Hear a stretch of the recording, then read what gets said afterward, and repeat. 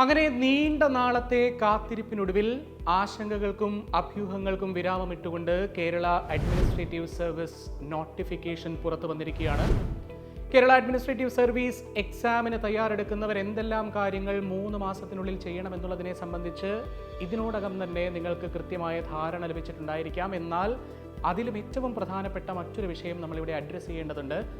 ഈ ഒരു 3 മാസക്കാലത്തിനുള്ളിൽ എന്തെല്ലാം കാര്യങ്ങൾ ഒരു KAS ആസ്പിറന്റ് ചെയ്യാൻ പാടില്ല എന്നുള്ളത്.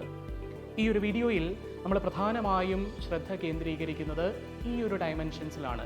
What not to do in the short span of 3 months for the preparation of Kerala administrative service examination.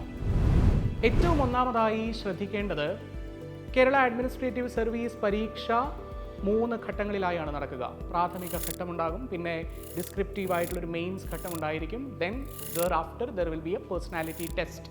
ഇവിടെ 2ാം ഘട്ടമായ മെയിൻസ് ഒരു ഡിസ്ക്രിപ്റ്റീവ് പേഴ്സ്പെക്റ്റീവിലാണ് നടത്തപ്പെടുന്നത് എന്നുള്ളത് കൊണ്ട് ഉത്തരം എഴുതി പരിശീലിക്കേണ്ടതിൻ്റെ ആവശ്യകതയുണ്ട്. പക്ഷേ ഈ 3 മാസക്കാലത്ത് നിങ്ങൾ ഉത്തരമെഴുത്തിനെ സംബന്ധിച്ച് വ്യാകുലപ്പെടേണ്ടതില്ല. കാരണം നമ്മുടെ പ്രഥമ പരിഗണന എന്ന് പറയുന്നത് പ്രിലിംസിൻ്റെ പൂർണ്ണമായ സിലബസ് കവറേജ് ഈ 3 മാസത്തിനുള്ളിൽ പൂർത്തീകരിക്കുക എന്നുള്ളതാണ്.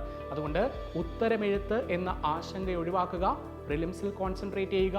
Clear prelims, then we will think about answer writing for the mains exam. രണ്ടാമതായി, നമ്മൾക്ക് എല്ലാവർക്കും തന്നെ ഫേവറേറ്റ് ആയിട്ടുള്ള കുറച്ച് സബ്ജക്റ്റുകൾ ഉണ്ടായിരിക്കാം. പൊളിറ്റിക്കൽ സയൻസ് ബാക്ക്ഗ്രൗണ്ടിൽ നിന്ന് വരുന്ന ഒരു വ്യക്തിക്ക് പൊളിറ്റി ആയിരിക്കാം കൂടുതൽ താല്പര്യം, ഹിസ്റ്ററി താല്പര്യമുള്ളവരുണ്ടായിരിക്കാം, മലയാളം താല്പര്യമുള്ളവരുണ്ടായിരിക്കാം. അങ്ങനെ വ്യത്യസ്ത താല്പര്യങ്ങൾ, വ്യത്യസ്ത ഇഷ്ടങ്ങൾ, വിഷയങ്ങളോടുള്ളവരുണ്ടായിരിക്കാം.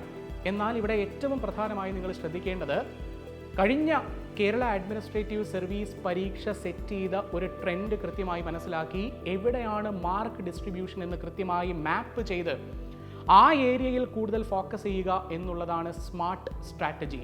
അതുകൊണ്ട് ഫേവറേറ്റ് സബ്ജക്റ്റുകൾക്കല്ല നിങ്ങളുടെ പ്രിപ്പറേഷനിൽ സ്ഥാനം നൽകേണ്ടത്, മറിച്ച് ഇമ്പോർട്ടൻ്റ് സബ്ജക്റ്റുകൾക്കാണ്, മാർക്ക് സ്കോർ ചെയ്യാൻ സാധിക്കുന്ന സബ്ജക്റ്റുകൾക്കാണ്. So that is the second take away. KAS പരീക്ഷയ്ക്ക് അഡ്വാൻസ്ഡ് ടെക്സ്റ്റ് ബുക്കുകൾ റെഫർ ചെയ്യുക എന്നുള്ളതിനെ സംബന്ധിച്ചും നിങ്ങൾക്കൊരു ധാരണ ഉണ്ടായിരുന്നിരിക്കാം. പക്ഷേ ഈ അഡ്വാൻസ്ഡ് ടെക്സ്റ്റ് ബുക്കുകൾ റെഫർ ചെയ്യുന്ന സമയത്ത് ഒരിക്കലും ഒരു ടെക്സ്റ്റ് ബുക്ക് പൂർണ്ണമായും വായിക്കാനുള്ള അശ്രാന്ത പരിശ്രമം നിങ്ങളുടെ ഭാഗത്ത് നിന്ന് ഈ 3 മാസക്കാലത്തിനുള്ളിൽ ഉണ്ടാവരുത്. കാരണം നിങ്ങളുടെ ടാർഗറ്റുകൾ എപ്പോഴും പ്രാക്ടിക്കൽ ടാർഗറ്റുകളായിരിക്കണം, ഡൂവബിൾ ടാർഗറ്റുകളായിരിക്കണം. അങ്ങനെയാണെങ്കിൽ മാത്രമേ അത് പ്രൊഡക്റ്റീവായി മാറൂ എന്നുള്ളത് കൃത്യമായി മനസ്സിലാക്കുക.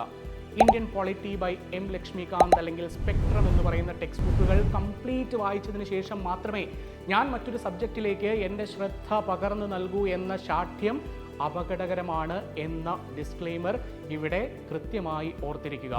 കേരള PSC നടത്തുന്ന മറ്റു പരീക്ഷകളെ പോലെ തന്നെ കേരള അഡ്മിനിസ്ട്രേറ്റീവ് സർവീസ് പരീക്ഷയ്ക്കും ആനുകാലിക വിഷയങ്ങൾക്ക് വലിയ പ്രാധാന്യമാണുള്ളത്. എന്നാൽ ആനുകാലിക വിഷയം പഠിക്കുന്നതിന് വേണ്ടി ഈ 3 മാസക്കാലത്തിനുള്ളിൽ the Hindu, the Indian Express പോലുള്ള പത്രവായന ഒരു കാരണവശാലും ശീലമാക്കാതിരിക്കുക. പത്രവായന ശീലം ഒരിക്കലും ആക്കരുത് എന്നല്ല പറയുന്നത്. ഈ 3 മാസക്കാലം ആനുകാലികം പഠിക്കുന്നതിനായി പത്രത്തെ ആശ്രയിക്കാതിരിക്കുക. പകരം കറണ്ട് അഫയേഴ്സ് കമ്പൈലേഷൻസ് അല്ലെങ്കിൽ മാഗസിൻസ് തുടങ്ങിയ കാര്യങ്ങൾ ഡിപ്പെൻഡ് ചെയ്യുക. കറണ്ട് അഫയേഴ്സിൽ നിന്ന് വരുന്ന മാക്സിമം മാർക്സ് സ്കോർ ചെയ്യാനുള്ള സ്മാർട്ട് സ്ട്രാറ്റജിയായി അത് ഇംപ്ലിമെന്റ് ചെയ്യുക. കേരള PSC നടത്തുന്ന പരീക്ഷയാണ് എന്നുള്ളത് കൊണ്ട് റാങ്ക് ഫയലുകളെ ആശ്രയിച്ച് പഠനം മുന്നോട്ട് കൊണ്ടുപോവുക എന്ന പ്രവണത അത്യന്തം ദുഷ്കരമാണ്, അപകടകരമാണ്. റാങ്ക് ഫയലിന് അർഹിക്കുന്ന പരിഗണനകൾ മാത്രം നൽകുക. അതിനപ്പുറത്തേക്ക് അഡ്വാൻസ്ഡ് ആയിട്ടുള്ള, ഒതൻറ്റിക് ആയിട്ടുള്ള, ക്രെഡിബിൾ ആയിട്ടുള്ള ടെക്സ്റ്റ് ബുക്കുകളെ തന്നെ ഡിപ്പെൻഡ് ചെയ്ത് കോർ സബ്ജക്റ്റുകൾ ദൃഢമാക്കുക, സ്ട്രോങ് ആക്കുക.